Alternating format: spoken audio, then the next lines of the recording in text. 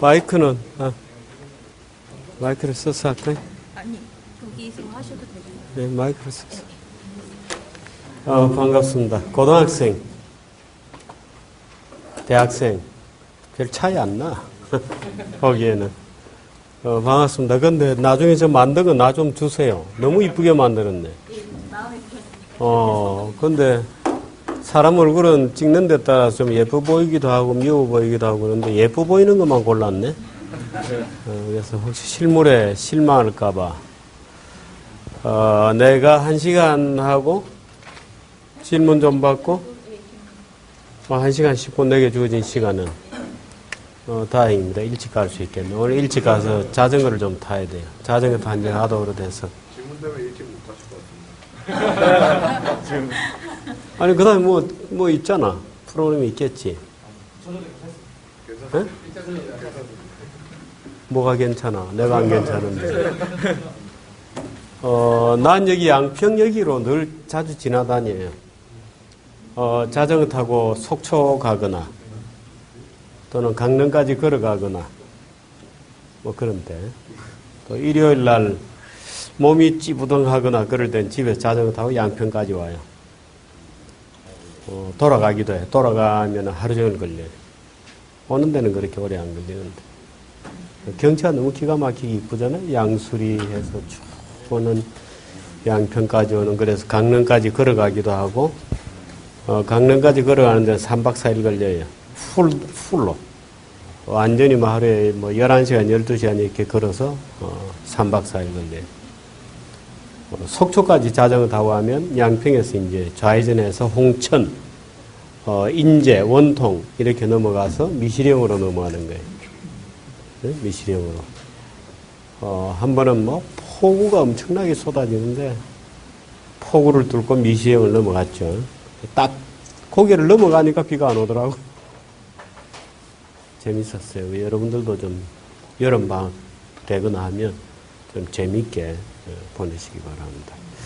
또, 난 이 논설위원 실장을 하거나, 요즘 TV를 내 교회 안 나가지만 TV 방송을 나가거나 해서 여러 사람들에게 상처를 내요. 비판을 하고. 그래서 한 번씩은 자전거 타고 걷기도 좀 하고, 해야 마음이 좀 편해져. 사람이 좋은 일을 하고 살아야 되는데, 별로 좋은 일을 못하고 살았어. 오늘 주제는 이겁니다. 6.25 전쟁이 대한민국 만들었다. 여러분들은 아직 어려서 우리나라가 좀 먹고 살게 된 다음에 여러분들이 쭉 자라났어요. 그래서 여러분들은 가난이라든지 개인적으로 우리 집이 그렇게 부자가 아니다 이렇게 느낄지는 모르지만 우리 사회 전체가 찢어진 가난 이런 거는 못 느끼는 세대예요. 기본적으로. 개개인은 이제 좀 가난하거나 또는 부자일 수도 있겠지. 근데 우리 사회 전체가 찢어지게 가난해서 사회 전체에 거지가 넘치고, 서울역 앞에 노숙자 정도는 아무것도 아니에요. 온 동네 거지들이, 우리들이 점심 먹고 나면은 집 앞 대문 앞에 거지들이 몇 명이 기다려. 주인집에서 점심 먹고 나기를. 그 점심이 되게 이제 끝났다 싶으면 밥 좀 주소 하고 이제 문 앞에서 골목에서 몇 명씩 기다린다. 이제 이런 가난한 시절, 직업이 있는 게 없지 직업이 무슨 직업이 있겠어요. 이제 그런 세월을 쭉 거쳐서 왔는데 우리나라 흔히 얘기할 때 여러분들이 우리나라에 대해서 설명을 학교에서 듣거나 할 때 크게 잘못 알고 있는 것들이 몇 가지가 있습니다. 그 중에 하나가 우리나라는 6.25 전쟁의 참화를 딛고 경제성장을 이루었다 이렇게 얘기하는 것도 사실 오류 중에 하나예요. 6.25 전쟁은 아주 우리 민족사에 너무나 비참한 저주였지만 그 결과는 굉장히 아름다운 것이었어요. 이건 굉장히 이중적인 논법이야.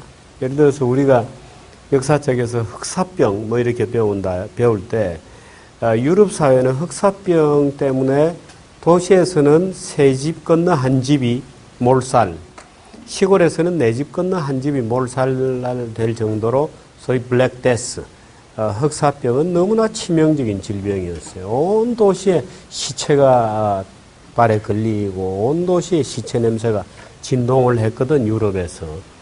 근데 그 흑사병이라는 것은 blessing in disguise라고 하는데 말하자면 저주라는 이름으로 포장된 축복이었을 가능성도 많아요. 그 인간의 역사는 참 묘해요. 석사병으로 사람이 많이 죽어버렸어. 사람이 많이 죽고 나니까 사람이 구하기가 어렵게 되고 사람 몸값이 굉장히 올라갔어요. 사람이 줄어들고 나니까 농사를 지을 사람이 없어서 농지들이 대거 그렇게 좋은 농지가 아니면 다 그냥 황무지가 돼버렸어요. 그 농사를 안 지으니까 거기에 이제 수풀이 형성되기 시작하고 겨우 농사 짓는 것은 도시와 도시 주변에 조그만 땅덩어리고 사람이 모자라니까 농사 지을 사람이 없었어요.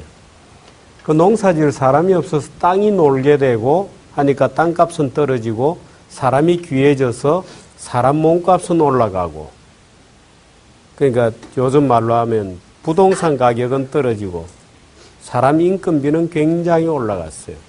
그게 100년, 200년이 계속이 되었다고.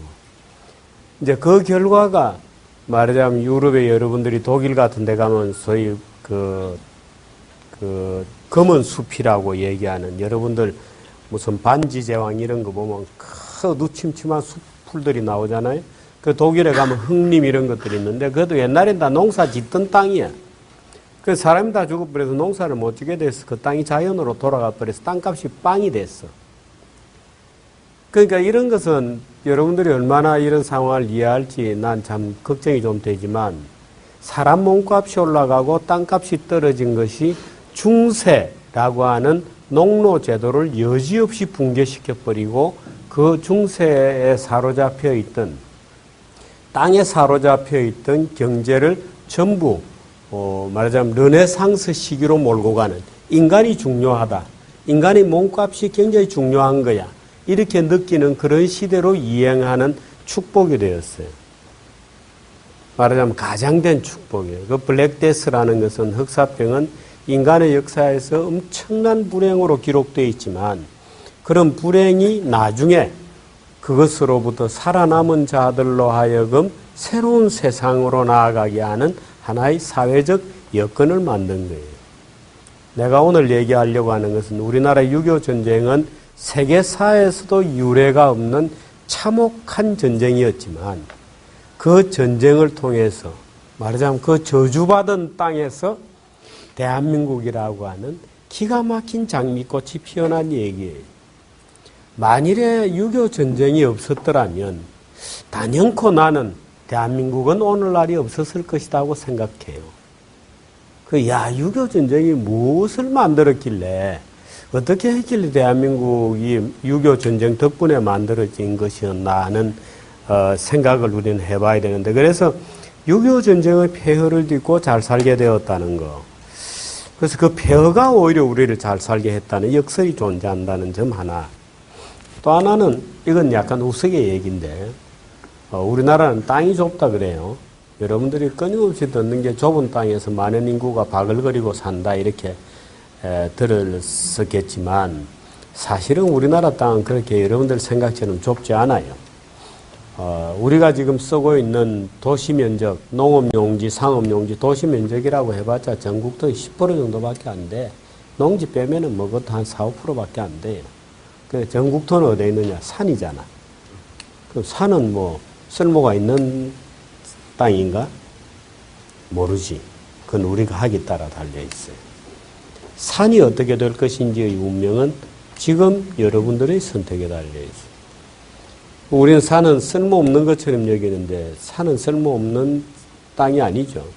우리나라는 굉장히 주름져 있어요. 이렇게 막 산이 이렇게 있기 때문에 그걸 쭉 잡아서 쭉 펴면 중국 땅만 하다는 거야. 어? 주름져 있잖아. 그러니까 그걸 쭉 펴면 중국 땅만 하다는 거예요. 그러니까 우리가 산을 어떻게 쓰느냐에 따라서 우리는 굉장히 넓은 나라에서 살고 있을 수도 있어. 예를 들어서 산에 뭐 아주 멋진 스포츠 시설, 뭐 스키장을 만든다, 뭐 등산을 간다, 뭐 산에 아주 기가 막힌 별장들을 만들어서 온 국민이 산에 자기 별장이 하나씩 있다. 뭐 이렇게 되어도 괜찮은 거 아니야? 그럼 뭐 여름에 산속에 가서 자기 별장에 가서 자기 가족 별장에 가서 뭐 아주 즐거운 시간을 보낼 수도 있고 자연과 더불어 보낼 수도 있고 우리 땅 좁지 않아요. 대한민국은 자원이 하나도 없는 나라다. 이런 것도 우리가 늘 듣는 기름 한 방울 안 나는 나라에서 이런 말을 듣는데 사실은 우리나라는 기름 한 방울 안 나는 나라인데도 불구하고 전 세계에서 석유 제품 수출을 가장 많이 하는 나라예요. 응? 기름 한 방울 안 나는 나라에서 석유 제품을 제일 많이 수출하는 나라예요. 그럼 기름 한 방울 안 나는 나라에서 석유 제품을 어떻게 제일 많이 수출하나 하는 것도 사실은 우리의 미스테리 중에 하나죠. 왜냐 한국에는 이 내추럴 리소스, 천연 자원은 없지만 휴먼 리소스, 인력은 인적 자원은 굉장히 많거든. 바로 여러분들 같은 인적 자원들이 말하자면 석유를 원유를 사서 그것으로 석유 제품을 만들어서 파는 거예요. 그 사우디에 우리가 석유를 사오지만 사우디에 우리가 휘발유는 판다 이거야. 원유를 사와서 원유를 기가 막히게 만들어서 좋은 기름으로 만들어서 오히려 그 나라들에게 판다 이거지. 그러니까 얼마나 말하자면 대한민국에는 내추럴 리소스는 없어. 오케이. 괜찮아. 근데 휴먼 리소스는 끝내줘. 그게 여러분들이에요. 여러분들이 개개인들이 얼마나 지식으로 무장되느냐에 따라서 우리의 미래가 있느냐 없느냐의 문제죠. 만일에 대한민국에 6.25 전쟁이 없었더라면 어떤 모양이 되었을까 하는 것부터 먼저 얘기를 해보도록 합시다. 여러분은 우리나라의 이 6.25 전쟁, 2차 대전 이후에 전 세계에서 식민지 독립국가가 144개 정도 돼요. 우리들은 어리석은 글쎄, 이 조상들을 어리석었다고 하면 좀 못하지만 조상들이 여러 가지로 거듭된 그 실책으로 어떻든 나라를 잃게 되었어요. 쪽팔리게도 나라를 잃게 될 때 전쟁을 해서 나라를 뺏긴 것도 아니야. 쪽팔리게 뺏겼어요. 그 전쟁을 해서 일본하고 전쟁을 해서 우리가 져서 정복을 당했다 이런 것도 아니었어. 그렇잖아. 그 참 쪽팔리게 요즘 말로 하면 나라를 뺏긴 거예요. 참 부끄럽게 뺏긴 거예요. 그런데 어떻든 이제 2차 대전 이후에 많은 나라들이 독립이 되었어요. 많은 나라들이 독립이 되어서 대한민국은 우여곡절 끝에 1948년 8월 15일 날 건국을 했어요. 해방 후 3년 만에. 꽤 일찍 된 거예요, 사실은. 해방 후에 바로 국가를 건설할 만한 어떤 세력도 존재하지 않았어요.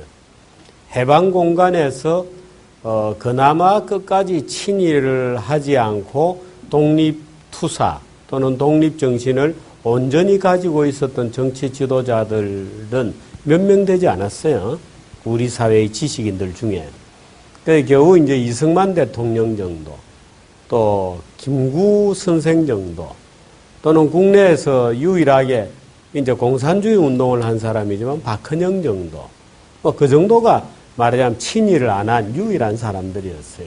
나머지는 다 친일이 될 수밖에 없었어요. 왜냐하면 지금 우리가 생각하는 것과 달리 그 사람들은 그 당시 한국 사람들은 어떻게 생각했느냐 하면 일본의 식민지배의 심각성보다는 말하자면 2차 대전을 기본적으로 아시아 대 유럽이라고 생각했던 거예요. 그러니까 일본이 대표 선수고 한국은 2등이고 말하자면 그게 이제 미국이라는 서양 사람들하고 아시아를 일본이 대표해서 싸운다 이런 생각을 가진 사람들이 굉장히 많았어요. 그러니까 자연히 친일이 될 가능성이 많지. 그 논리적으로도 친일이 굉장히 많이 자연스럽게 되는 거예요. 그러니까 지금 우리는 친일이라 그러면 아주 무슨 민족 반역자이거나 아주 정말 미친놈이거나 이런 사람들이 친일을 한다고 생각하는데 그 당시 사람들은 오히려 친일이 굉장히 자연스러운 것이었어요. 말하자면 서양 오랑캐들하고 아시아인들과 싸우는데 그게 대동아 전쟁이다, 태평양 전쟁이다 이렇게 생각하고 있었던 사람이 굉장히 많았던 거예요. 말하자면 지금 축구로 따지면 아시아 대표팀하고 유럽 대표팀하고 싸우는 거하고 비슷한 거야. 그렇게 느꼈던 사람들이 많아요. 근데 그것이 아니고 대한민국이 대한민국으로 개국이 되어야 되고 다시 국민이 주인이 되는 그런 나라로 만들어야 된다고 생각했던 소수의 사람들이 있었는데 그 사람들이 이승만과 김구와 이런 분들이었죠. 근데 이승만 대통령은 참 독특한 분이어서 그분은 혹시 이승만 대통령 강의를 좀 들었는지 모르겠지만 그분은 굉장히 독특했어요. 그분은 뭐 어릴 때부터 영어를 뭐 기가 막히게 잘했다는 그런 점도 있지만 이분은 2차 대전이 터지기 태평양 전쟁 미국과 일본이 전쟁이 터지기 6개월 전에 저펜 인사이드 아웃이라는 책을 썼어요. 그 저펜 인사이드 아웃을 우리말로 번역하면 뭐 일본의 앙과박 이렇게 쓸 수도 있고 일본 사정 뭐 이렇게 번역을 할 수도 있는데 일본의 뭐 내막 뭐 이렇게 번역할 수도 있겠지. 근데 일본 사정 또는 일본의 앙과박 뭐 이렇게 번역할 수도 있는 책인데 그 책에서 일본이 머지않아 미국을 침공할 것이다. 미국을 침공하면 하와이 진주만을 때리고 들어올 것이다. 일본은 반드시 선방을 날릴 거다. 근데 일본은 머지않아서 근데 망할 거다. 라는 것까지 예측한 책을 썼어요. 그 막상 일본 애들이 진주만을 딱 때리고 나니까 난리가 난 거예요. 미국 안에서.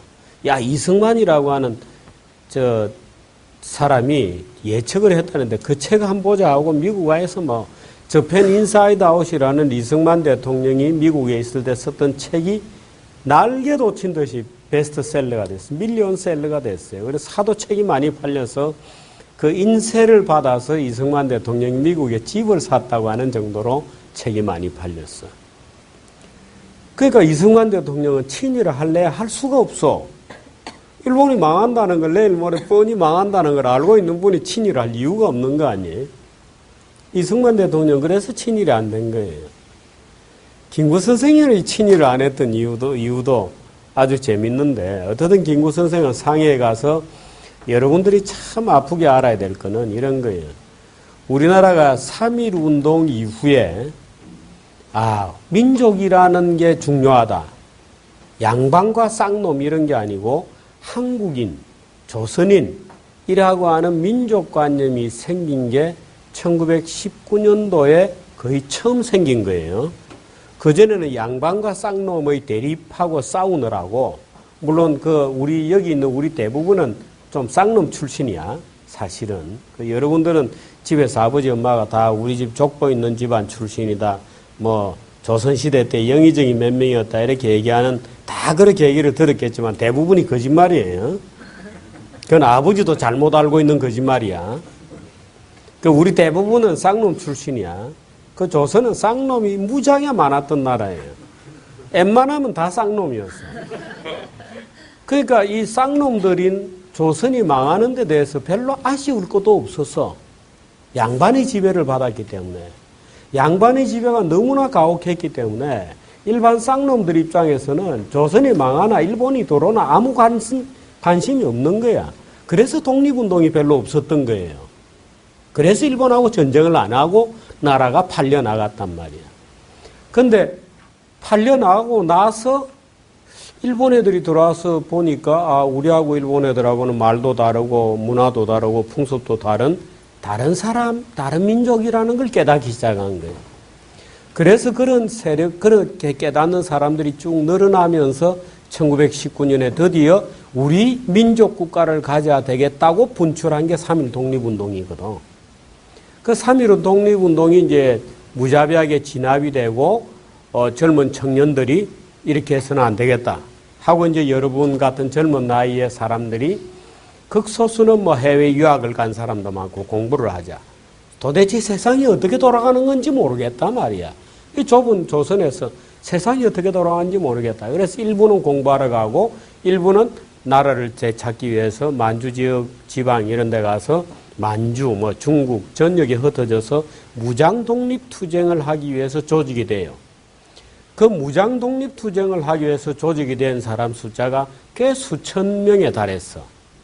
근데 이 꽤 수천 명에 달았던 젊은이들이 또 좌다 우다 뭐 다 산산이 다 찢어졌어요. 나는 누구 파다 하면서 또 무장 독립 투쟁이라고 총 하나 겨우 짊어지고 나라의 독립을 위해서 투쟁하겠다는 사람들이 독립투쟁 노선을 둘러싸거나 또는 지역과 연고를 쫓아서, 뭐 우리나라 지역주의는 너무 그때도 굉장했어요. 지역주의가 뭐 지금만 있는 게 아니고 그때는 더 심했어요. 그 지역으로 찢어지고 해서 어느 날 러시아의 일쿠츠크라고 하는 도시에, 그 당시에는 그 도시를 자유시라고 불렀는데, 이 무장 자유시의 투쟁에 대해서 논의를 하고 대표를 뽑자, 뭐 이런 식으로 모여가지고 사색당쟁을 하듯이 독립운동가들도 또 사색당파가 찢어져서 서로가 총질해서 거의 다 망해버렸어. 이건 하도 쪽팔리는 얘기이기 때문에 여러분들에게 아무도 들려주는 사람이 없어.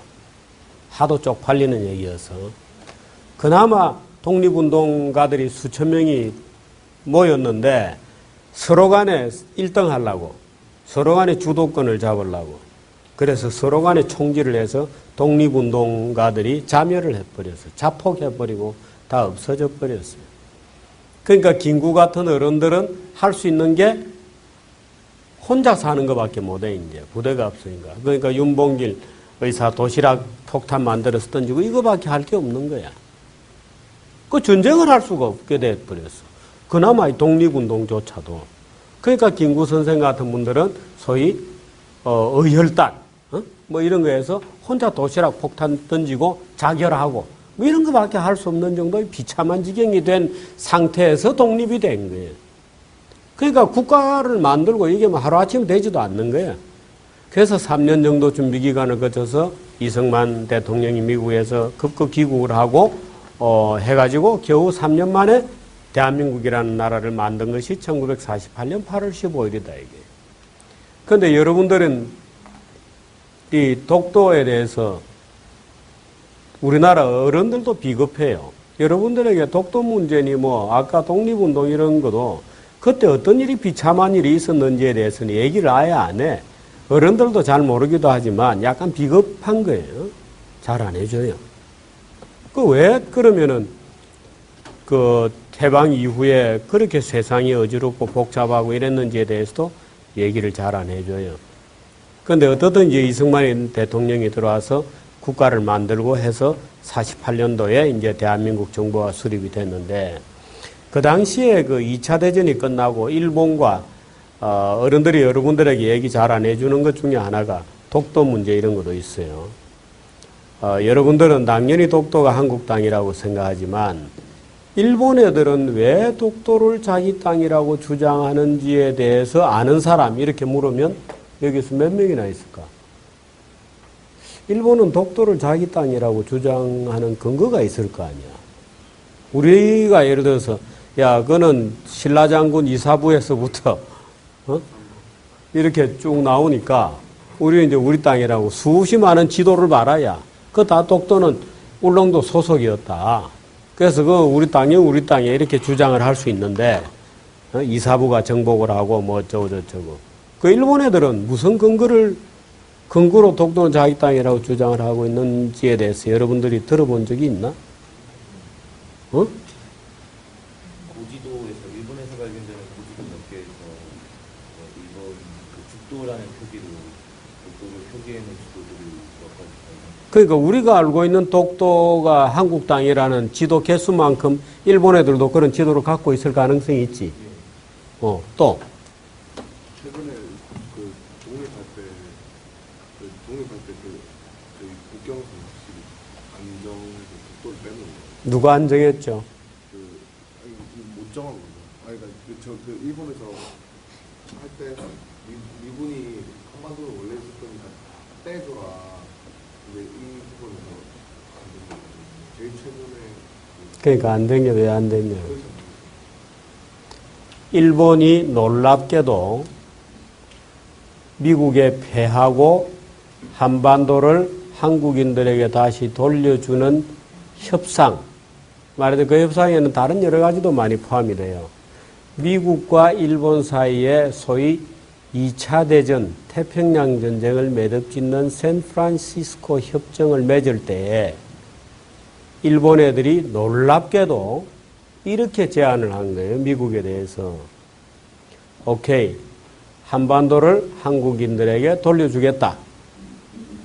다만 거문도, 제주도, 울릉도, 독도는 원래 일본 땅이었으므로 빼고 나머지는 한국인들에게 돌려주겠다. 이렇게 제안을 했어요. 참 대단하지? 그 자식들이.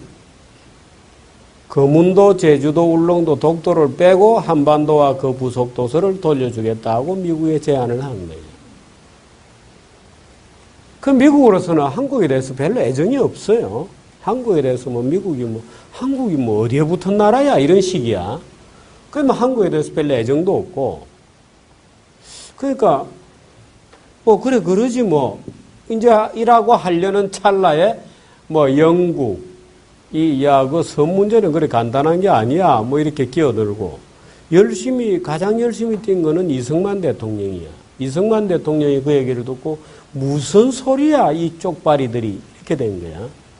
그렇게 해서 이제 그래서 이승만 대통령이 미국 친구들에게 편지를 쓰고 무슨 거문도 제주도가 일본 땅이란 말이냐, 말도 안 되는 소리 한다고 이제 로비를 하고 알려주고 세계에 알리고 영국을 붙들고 이제 영국 네가 좀 뛰어달라 그러고 영국도 움직이고 해서 일본하고 미국하고 서로 이제 문장을 고치는 거를 13번을 왔다 갔다 했는데 마지막에 이렇게 된 거야. 마지막에. 거문도, 제주도, 울릉도를 포함한 도서와 반도를 한국인들에게 돌려준다. 이렇게 된 거예요. 김태희 들었어? 예. 그럼 독도는 어디로 갔어? 사라졌지. 그래서 일본 애들은 독도를 자기 땅으로 했다는 거야, 외교적으로. 왜? 처음에 일본 요구와 일본 초안을 작성할 때는 거문도, 제주도, 울릉도, 독도는 일본 땅이므로 빼고 나머지를 돌려주겠다 그랬는데 마지막에 무슨 소리야. 거문도, 제주도, 울릉도는 돌려줘 했으므로 자연히 괄호밖에 독도는 일본 땅으로 샌프란시스코 협정에서 국제적으로 선언된 거야 라고 주장하는 거야. 이 얘기는 좀 짜증나지, 이런 얘기 들으면. 도대체 그게 무슨 소리야, 이 자식들이. 우리나라는 말도 없고 저것들끼리 말이야. 근데 우리나라라는 게 힘도 없는 거야. 힘도 없었어. 미국이 말하자면 일본에 지배되어 있던 걸 찾아준 거에 불과한 거야. 그러니까 별로 우리는 우선 그 협상 당사자도 아니고. 그런 상태에서 6.25 전쟁이 터진 거야. 그런 상태에서 6.25 전쟁이 터졌어요. 6.25 전쟁이 대한민국을 만들었다고 하는 것은 굉장히 중요한 것인데 그동안에 우리는 6.25 전쟁에 대해서 너무 공부를 안 했던 거예요. 자, 전쟁은 파괴를 낳습니다. 그렇습니다. 6.25 전쟁은 창조적 파괴였습니다. 대한민국은 그렇게 창조되었습니다. 대한민국이 어떻게 해서 경제기적을 이룬 나라가 되었나. 그 당시 대한민국의 수준이 필리핀이나 이런 나라를 보면 형님 그렇게 불렀거든. 여러분들은 지금 필리핀 같은 나라를 약간 알로 보는 거 아니야? 태국, 필리핀, 인도네시아, 캄보디아, 베트남 이런 애들을 보면 약간 알로 보잖아. 근데 필리핀이 그 당시만 하더라도 아유, 한국 애들을 보면 어떻게 저렇게 사나 불쌍한 애들이다. 이랬단 말이야. 그래서 필리핀이 여러분이 아는 무슨 동대문의 체육관도 필리핀 애들이 와서 만들어주고 광화문에 있는 미 대사관 빌딩 그것도 일본 근로자들이 와서 만들어준 거예요. 그 필리핀은 형 노릇을 했지. 아시아에서 필리핀이 제일 형 노릇을 한 거야. 근데 한국은 저 밑에 있는 춥고 배고프고 가난한 나라였거든. 근데 그 나라가 엄청난 기적적인 성공을 하고 나니까 지금 우리는 필리핀 애들, 인도네시아, 말레이시아, 태국 이런 애들을 보면 우습게 보는데 그럼 대한민국 어떻게 이렇게 팔자를 고쳤나? 에 대해서 세계적인 전문가들이 많은 사람들이 연구를 했어요. 대한민국의 경제 성장의 비밀은 뭐냐? 어떻게 해서 대한민국은 잘 살게 되었나? 팔자를 고쳤나? 여러분들도 학교에서 공부를 해보면 하루아침에 성적이 꼴등해서 1등으로 안 간단 말이야. 근데 어떻게 대한민국은 꼴등에서 1등이 됐나? 하고 전 세계 학자들이 궁금하게 생각했어요. 말하자면 대한민국이라는 요 독특한 나라는 6.25 전쟁 날 때 1945년 해방될 때만 하더라도 아시아에서 저 지지리도 못 사는 나라였는데 그 나라가 어찌해서 한 5, 60년 만에 아시아에서 일본을 제외하고 제일 잘 사는 나라가 돼버렸단 말이야. 물론 싱가포르 같은 도시국가가 조그맣게 있지만 어떻든 민주화도 하고 산업화도 한 희한한 나라가 된 거야. 그건 미국인이나 서양 사람들이 볼 때는 정말 미스터리야. 제가 어떻게 해서 뭔 짓을 해서 공부를 갑자기 저렇게 잘하게 되었나 하고 궁금해서 수없이 많은 논문을 썼는데 대개 주장들이 이런 것들이었어. 정부 정책이 좋았다. 운도 좋았다. 제조업을 육성한 전략이 좋았다. 새마을 운동이 잘했다.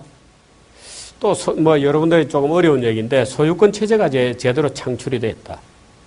좋은 기업가들이 많았다. 우리가 실컷좋건 이렇게 주장하는 학자들이 많아. 일본으로부터 말하자면 제대로 배웠다. 약간 짜증나지. 약간 짜증나지만 국제적으로는 이런 주장을 하는 사람들도 많아. 말하자면 인도는 영국 지배를 받았는데 영국한테 제대로 못 배웠고 한국은 일본의 지배를 받았는데 제대로 배웠다. 이렇게 주장하는 사람들이 많은 거야. 근데 이 모든 요인을 가능하게 한 것이 뭐냐? 6.25 전쟁이에요. 6.25 전쟁은 대한민국을 10가지 축복을 내렸어. 냉전 시대 이런 말을 여러분들은 많이 쓸 거예요. 미국을 축으로 한 자유진영과 소련을 축으로 한 말하자면 공산주의 진영이 오랫동안 대립해 왔어요. 그 공산 진영이 무너지는 90년에 내가 러시아 가서 특파원을 했었거든. 근데 그래서 러시아가 왜 무너졌는지에 대해서 나는 좀 느끼는 것들이 많아요. 근데 언젠가는 그 얘기도 여러분하고 할 수 있는 기회가 있겠지. 근데 그 냉전 시대에 식민지에서 독립한 국가 중에 대한민국이 냉전 시대에 새로 독립한 국가 중에 적자가 된 거예요. 말하자면 얘는 기특해 라고 국제적으로 주목을 받게 된 거예요. 얘는 하는 게 좀 남달라.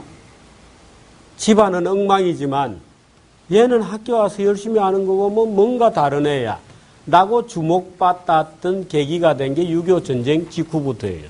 냉전 시대의 적자가 됩니다. 그 다음 북한 지력의 고갈 이렇게 있는데 남한 지력은 폭발하고 북한 지력은 고갈되었어요. 이 얘기가 오늘 하려고 하는 얘기의 말하자면 핵심이에요. 수없이 많은 사람이 죽고 흩어지고 그래서 인구가 대변혁이 일어났어. 양반 쌍놈이 없어졌어요. 옛날에는 시골에 가면 양반집이 저 안쪽에 대문 기와집이 하나 있고 나머지는 전부 쌍놈 농민들 집이야. 그 농민들은 그 양반집에 소작이나 하고 그렇게 가난하게 사는 거예요.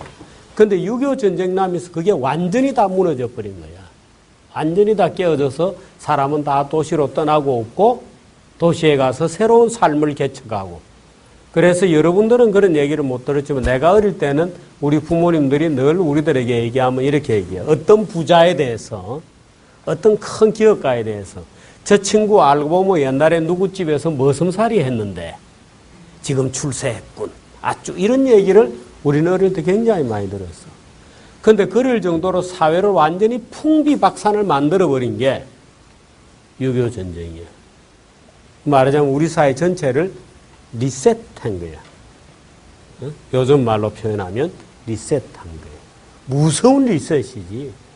그러니까 그 리셋하는 과정에서 수없이 많은 사람이 죽고 집을 떠나게 되고 뭐 전쟁 와중에 뭐 결혼했다가 미망인이 되고 과부가 되고 전쟁 고아들은 널려 있고 우리 어릴 때 우리 온 동네 우리 학교 옆에 뭐 산 밑에 가면 전부 고아원이었어. 고아원. 온 전시는 고아원이었어. 지금 고아원 싹 거의 없어졌잖아. 몇 개씩 남아있지만 우리 어릴 때는 고아원이 무지하게 많아서 다 전쟁 고아들이야. 뭐 그런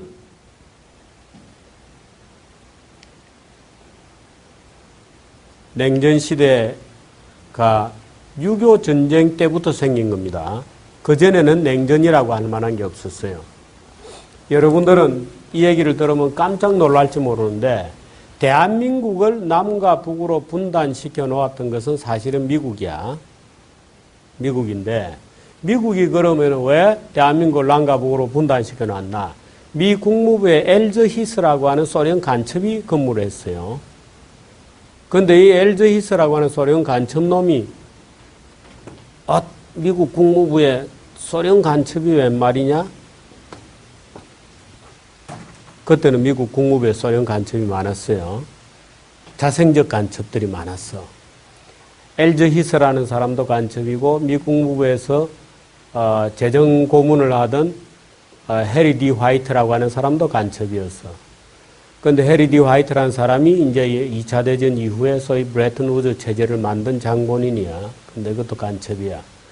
근데 엘즈히스라는 인간이 말하자면 얄타 회담을 할 때 미군의 소련군에게 떼주자. 미군이 한국까지 다 관리하기에는 벅차다 하는 주장을 집요하게 펴면서 결국에는 스탈린이 절반을 지배할 수 있도록 도와줬단 말이야. 그 소련 간첩이야, 엘즈히스. 나중에 그 간첩이라는 게 다 밝혀져요. 근데 그 당시에는 간첩인 줄 몰랐지. 그래서 우여곡절이 너무나 많았어. 근데 어떻든 그 우여곡절 끝에 대한민국이 분단이 되고 남과 북이 북한의 침략하고 내려와서 북한은 대한민국까지 다 지배하고 싶었으니까 공산주의 천국을 만들고 싶어서 6월 25일 날 야음을 틈타서 여명 새벽에 어스름할 때 전면전을 남침을 하게 되는데 어떻든 6.25 전쟁이 마감이 되면서부터는 어떻게 됐냐면 대한민국이 한국과 미국이 동맹관계가 되어버려서 전쟁을 하는 동안에 원래는 동맹관계가 아니었어요. 그러니까 아까 얘기한 것처럼 그럼 미국이 왜 독도를 일본 땅도 아니고 한국 땅도 아니고 블랭크에 넣어 놓았느냐 하는 것은 나중에 이제 많이 밝혀졌지만 미국은 이러고 싶었던 거야. 미국은 한국에 굳이가 미군이 가서 관리하고 미군이 진주해서 뭐 귀찮다. 한국에 무슨 우리가 집에 한국에서 도와줘봤자 별로 의미도 없다. 한국은 뭐 별 그렇고 그런 나라야. 한국은 또 대륙에 붙어 있으므로 중국의 속국이 되거나 러시아나 소련의 속국이 되면 아마 그 가능성이 많지 않겠냐. 그러니까 미국은 점잖게 물러나서 일본 정도까지 물러나서 일본만 좀 지키고 있으면 태평양 전체의 평화는 유지할 수 있다. 이렇게 생각한 거야. 그래서 독도를 블랭크로 넣어놓고 심지어 이런 보고가 있어서 여러 학자들이 독도 정도는 남겨놓자. 독도 정도는 남겨놓으면 나중에 한반도 유사시에 또는 미국과 소련이 맞짱을 뜰 때 동해 전역을 관할하는 레이더 기지 정도는 설치할 수 있어. 라고 하는 보고서들이 굉장히 많았어. 그래서 미국은 다른 생각이 사실은 있었던 거야. 한국에 별로 관심이 없어서. 그런데 6.25 전쟁이 나고 다행히 트루만 대통령이 한국에 대한 강력한 개입을 요구하면서 한국과 미국은 급속하게 혈맹이 됐어. 그런데 전쟁이 끝나고 돌아가려고 하는 미국은 다시 한국에서 군대를 전부 철수하려고 하는 찰나에 이승만 대통령이 미군의 바지가랭이를 붙들고 주저앉힌 거야. 딴 데 못 가. 당분간은 여기서 우리의 경찰 노릇을 좀 해줬으면 좋겠어. 이승만 대통령의 고민은 이런 거야. 나라는 작고 힘이 없고 독자적으로 자기를 건사할 수 있는 힘도 없고 중국 놈들이 먹거나 소련 놈들이 먹거나 일본 놈들이 먹거나 그래서는 안 되겠다. 중국이나 러시아나 소련이나 일본 애들은 전부 한반도에 대한 직접적인 지배 야욕을 가진 강대국이고 한반도에 지배 야욕이 없는 유일한 강대국은 미국이라고 생각합니다.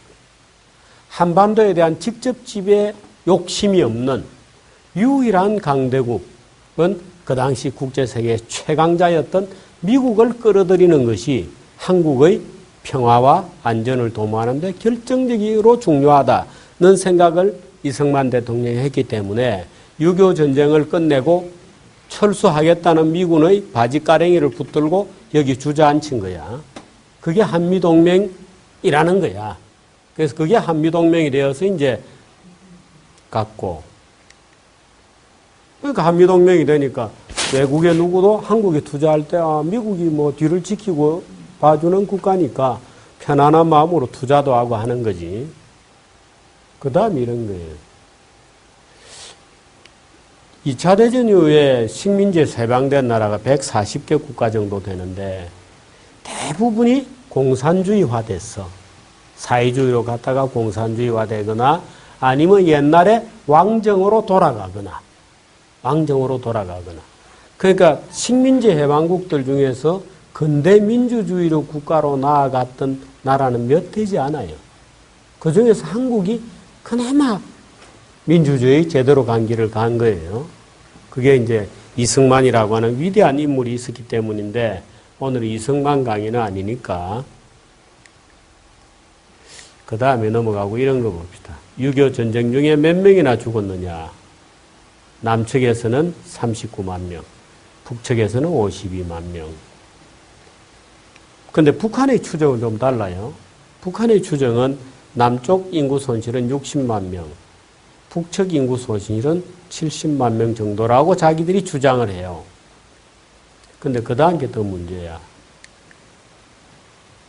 당시에 우리나라 인구는 2,500만 명 정도 됐어요. 남한이 1,600만 명, 북한이 920만 명 정도 됐어요. 잘 봐두세요, 숫자를. 당시 한국 인구는 2,500만 명. 지금의 절반 정도 되는 인구였어요. 그런데 남쪽에서 1,600만, 북한이 900만. 전쟁에 의해서 죽은 사람이 남쪽이 2.45%, 북한이 5.7% 정도. 북한 주장으로 계산하면 남쪽에서 죽은 사람이 전체 인구의 3.7%, 북한은 7.7%, 10명 중에 거의 1명 가까이 죽은 거 아니에요? 그러니까 아까 북한의 지력이 고갈되었다 하는 말이 약간 실감 나겠죠. 북한에서는 많은 사람들이 죽고 더 중요한 것은 이거예요. 흔히 여러분들은 미국에서 대한민국이 자유주의 사회가 된 것으로 생각하기 쉬운데 그렇지 않습니다. 그 당시 해방 이후에 일반 민중들은 어렴풋하게 사회주의적 미련을 갖고 있었지만 막상 전쟁이 터져서 너는 자유를 택할 거냐 공산주의를 택할 거냐는 질문이 던져졌을 때 대부분의 국민이 자유를 선택한 거예요. 거꾸로 얘기하는 사람들이 요즘 굉장히 우리 사회에 많아. 그런데 그렇지 않습니다. 이게 오늘 얘기하려고 하는 핵심적인 거예요. 막상 전쟁이 터져서 목숨을 걸고 왜 뭐 도와줄까? 카메라에 걸린다고. 조금만 안으로 당겨달래. 그런데 지금 우리에게 중요한 건 이런 거예요. 전쟁까지 하면서 너는 북한을 택할 거냐 남한을 택할 거냐고 했을 때 압도적인 다수가 남한을 선택했어요. 그게 오늘 말하려고 하는 핵심이야. 그럼 어느 정도가 선택했냐? 해방 이후에 남과 북이 나뉘어졌는데 이승만 대통령은 이렇게 얘기했어요. 월남한 동포가 450만 명이다. 이렇게 재헌의회 개원식에서 축사를 했습니다. 그런데 450만 명은 조금 과장된 숫자예요. 아까 봤듯이 그 당시에 북한의 인구가 900만 명이었거든. 926만 명이었는데 900만 명의 절반이 남쪽으로 내려왔다고 보기에는 무리가 많아요. 이북 오도청, 지금 대한민국에 이북에 해방되면 어떻게 관리할 거냐는 이북 오도청이 있거든요. 이제 월남한 사람들이 중심으로 되어 있지만 이북 오도청에서는 더 많게 봐. 월남 전쟁이 이전에 월남한 사람이 350만. 전쟁 중에 월남한 사람이 164만, 합쳐서 514만 명이라고 주장을 해. 이북 오도청에서는. 그렇게 보고 있어요. 정부에서는 약간 숫자가 좀 다양한 게 많아요. 당시 북한 인구가 926만 명이었는데 400만 명 이상 추정하는 것은 좀 많은 것 같아요. 그런데 이런 점이 있어. 해외 귀환자를 포함하면 어느 정도는 근접한 수치인데 해외 귀환자라는 이런 거예요. 우리가 일제히 지배를 받으면서 일본이 아시아 전체를 지배했으니까 아시아가 하나의 사회처럼 돌아갔었어요. 그러니까 한국 사람들 중에 아시아, 말레이시아, 상해, 중국, 김구 선생도 중국에 계셔다 돌았지만 해외에 망명하고 있거나 쫓겨나가거나 일하러 가거나 공부하러 가거나 이런 사람들이 굉장히 많았어요. 적어도 한 250만 명 정도 되었을 거라고 보는데 그 사람들 거의 대부분이 북한으로 돌아가지 않고 남한으로 돌아왔어요. 그 인구가 상당히 많아요. 그래서 아마도 이승만 대통령의 450만 명 월남자라고 하는 것은 6.25 전쟁은 물론 나중에 얘기지만 그 전에 주로 해외에서 들어온 사람들을 얘기할 거다 이렇게 보죠. 그런데 실제로 얼마나 될 거냐. 6.25 전쟁 중에 남쪽으로 피신 내려온 사람, 김일성은 싫다. 나는 공산주의는 싫다. 자본주의, 자유민주주의 사회로 가겠다. 그 선택해서 내려온 사람은 서울대 권태환 교수가 추정한 것이 139만 명이에요. 제가 여기에 소개하는 것은 제일 작게 본 숫자예요. 140만 명 정도가 남한으로 내려왔어요. 그럼 아까 북한 애들이 주장하듯이 북한에서 70만 명 정도의 젊은 사람들이 전쟁에서 죽고 140만 명 정도의 사람들이 다시 남쪽으로 도망쳐 내려와 버렸어. 그러면 북한에서는 210만 명의 두뇌가 빠져버린 거예요. 말하자면 전체 926만 명의 인구 중에서 210만 명이 넘는 인구가 공산주의는 싫다 내려오거나 죽어버린 거예요. 저게 지금 북한을 저 모양으로 만든 결정적인 원인이에요. 북한은 말하자면 무모하게도 남쪽까지 집어먹으려고 침략전쟁을 했다가 사실은 나라가 망해버린 거예요. 완전히 가버린 거예요. 북한은. 그 다음에 남쪽에서 위로 넘어간 사람은 없었을까? 나는 자유주의, 자유 대한민국은 싫어. 나는 공산주의 천국을 꿈꿀 거야. 김일성과 함께 공산주의 천국을 만들겠어. 라고 넘어간 사람도 없진 않아요. 납북된 사람도 많고. 예를 들어서 춘원 이광수 같은 대문호들은 납북되었죠. 물론 아마 납북이냐 아니냐는 것에 대해서는 여러 가지 논란들이 있는데 어떻든 납북된 것은 맞는 것 같아요. 그 춘원 이광수는 여러분들 교과서에는 별로 없었지만 우리 어릴 때 교과서에는 춘원 이광수 작품이 없으면 국어 교과서를 못 만들 정도로 대문호 친일 행정을 했다는 것 때문에 이제 역사책에서 다 지워졌는데 춘원 이광수는 대단한 작가였어요. 물론 춘원 이광수가 결정적으로 잘못한 것은 친일도 있지만 백범 김구 선생의 일지를 써줬다고 하는 백범 일지를 써주는 바람에 백범 김구 선생이 또 과대평가되는 잘못도 저질렀어요. 근데 그거는 대학생들은 기억해두는 것도 괜찮겠지. 동국대 강정구 교수라고 있어요. 여러분들이 잘 아는 우리나라의 대표적인 종북 좌빨 교수죠. 이 강정구 교수의 추정도 월남은 84만 명, 월북은 30만, 40만으로 주장해요.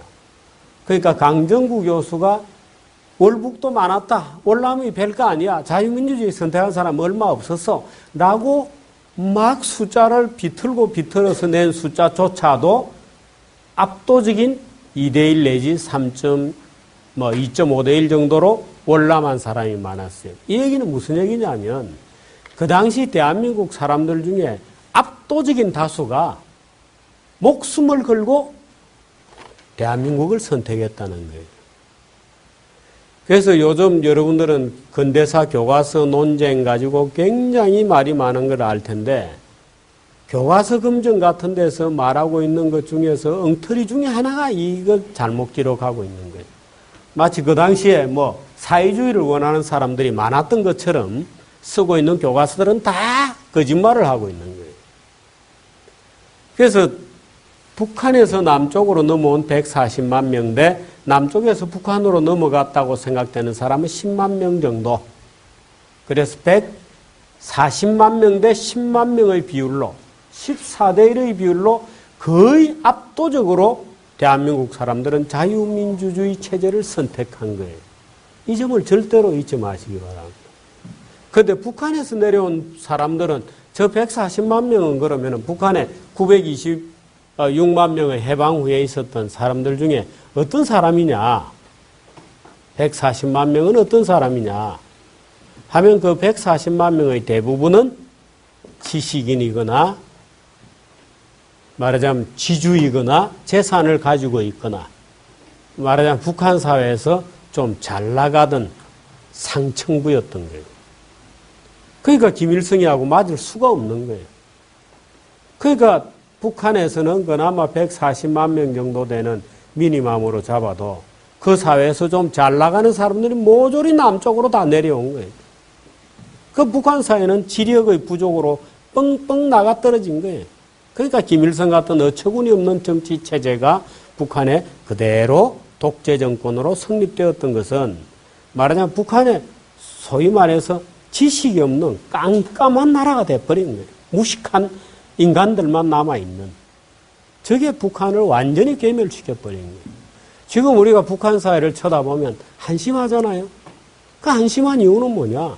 그렇게 출발한 거예요. 6.25 전쟁 이후에. 근데 그런 것들이 대한민국을 만들었다. 그런데 이때 내려왔던 피난민들이 어디로 가서 살았냐? 도시에 가서 살았습니다. 피난민들이 도시에서 살았다는 것은 굉장히 중요해요. 왜? 생활의 근거가 없었기 때문에 날품팔이라도 하려면 도시에 있었어야 돼요.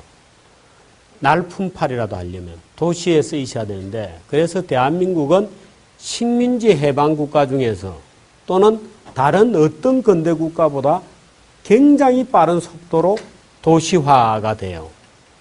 도시화가.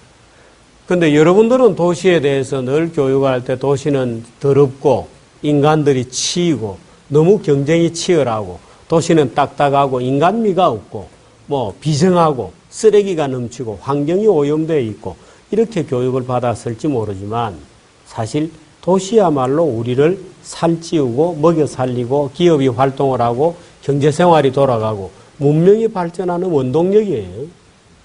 시골 생활 점점이 흩어져서 자연불락에서 사는 동네에서는 문명이 일어날 수가 없어요. 기업 활동도 불가능해. 예를 들어서 미국은 우리나라보다 훨씬 큰 나라잖아요. 월마트에서 구할 수 있는 상품의 종류는 몇 가지나 될까? 한국의 이마트에서 구할 수 있는 상품의 종류는 몇 가지나 될까? 이마트에서 몇 가지나 물건이 있을까? 여러분이 자주 가는 GS24에는 물건이 몇 가지나 있을까? 여러분들이 그런데도 궁금증을 가져보면 경제는 굉장히 재밌어요. 동네 슈퍼에서 아무리 많아도 상품 가지수가 2,000개를 안 넘어. 그런데 24시에서는 24시 개별 점포가 관리하는 거는 숫자가 한 3,000여 개, 3,500개 정도 되고 GS24 본사에서 관리하는 상품 가지수는 14,000개 정도 돼요. 이마트에서는 몇 개 정도 관리할까? 응? 이마트가? 이마트가 왜 적을까? 매장만 해도 얼마나 큰데.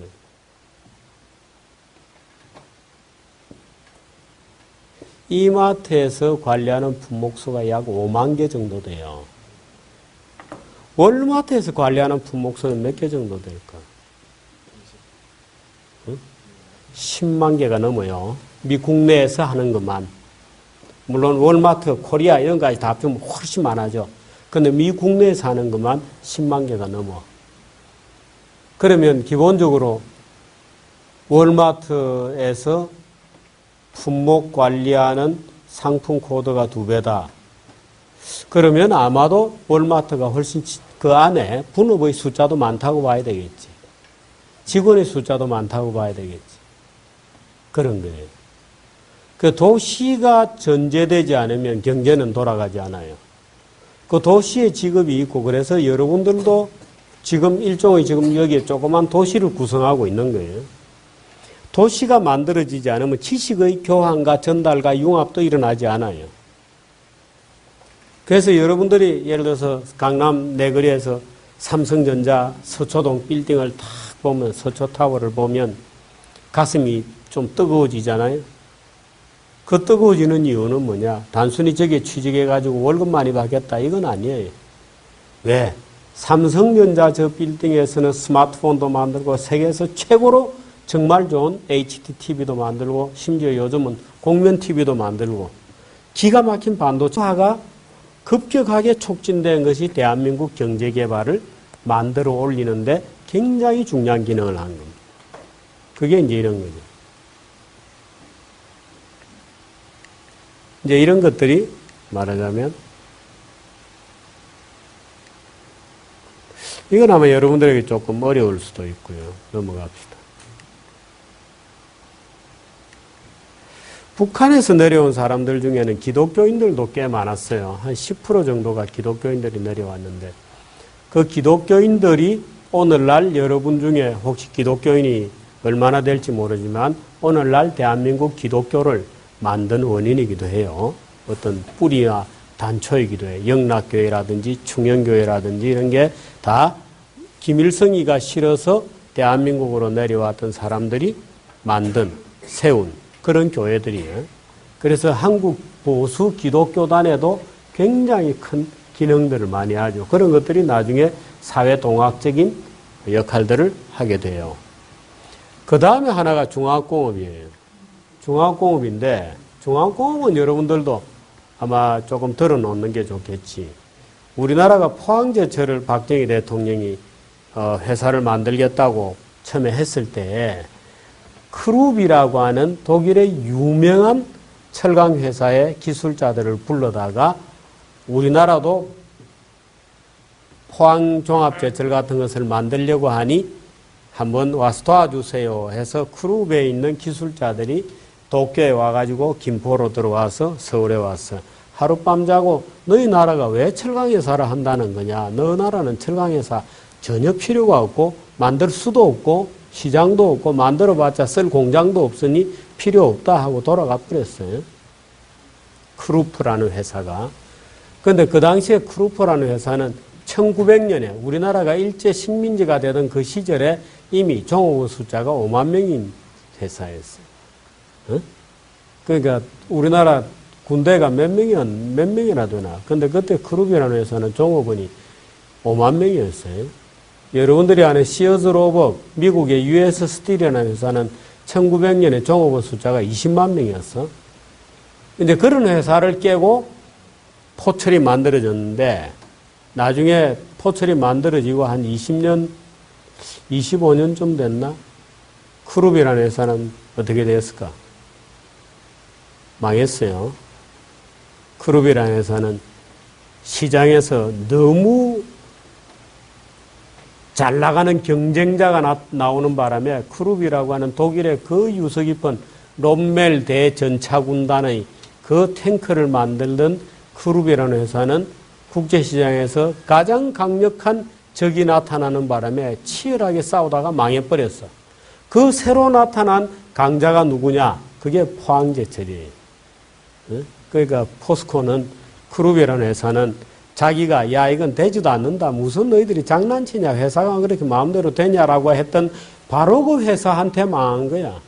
근데 그 회사 그렇게 해서 포항종합제철을 만들었던 박정희 대통령은 왜 그랬냐.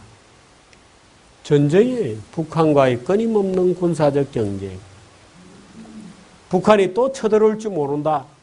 그러므로 우리가 우리 손으로 탱크 정도는 만들어야 되겠다 하는 것 때문에 포철을 만든 거예요.